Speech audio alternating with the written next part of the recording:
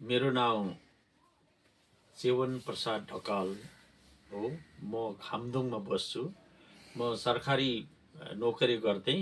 सरकारी नोकरी गर्दा टुरिज्म एन्ड सिभिल एभिएसनको सेक्रेटरी थिएँ। त्यस पछाडि म एउटा आरटिआई कमिसनमा स्टेट इन्फर्मेसन कमिसनर भएर 5 वर्ष त्यहाँ सेवारत भएर म रिटायर्ड भएँ र अहिले म आफ्नो रिटायरमेन्ट जीवन बिताउँदैछु। र मलाई हाम्रा यहाँका यो पुस्तकालयका चान्सलर साहबले यहाँ मलाई बोलाउनु भयो, डाक्टर मनोज राई साहबले। म यहाँ आएँ।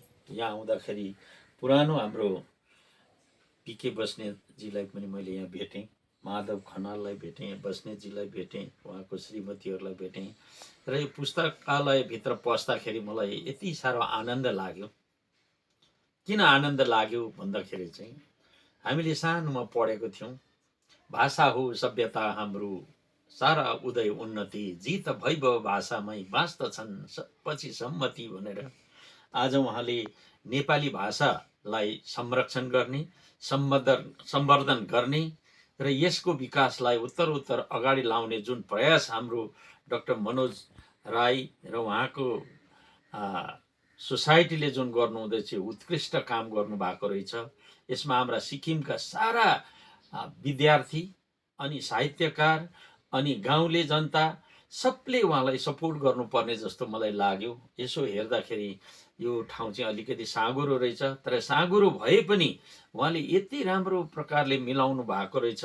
म त्यसै गदगद भएँ र आफ्नो आमाको कोखदेखि नै हामीले नेपाली भाषा सिकेर आएको र आजकल हामी नेपाली भाषामा म लेख्न जान्दिनँ, बोल्न जान्दिनँ भन्नेहरू छन्, तर बोल्न लगायो भने राम्रो बोल्दैनन्।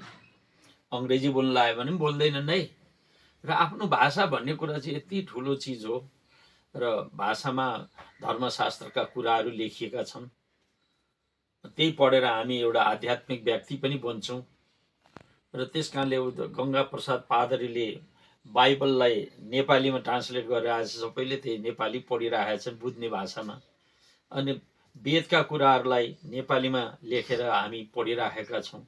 राम्रो छ। र अब मलाई यस विषयमा बेसी भन्नु त छैन। भाषाको जोगाड गर्नु नि आफ्नो जोगाड गर्नु हो, आफ्नो जातिको जोगाड गर्नु हो। र हामी हाम्रा नानीहरूलाई उत्कृष्ट व्यक्ति बनाउन चाहन्छौँ भने हाम्रो भाषाको संरक्षण गरौँ, सम्वर्धन गरौँ। धन्यवाद सरले।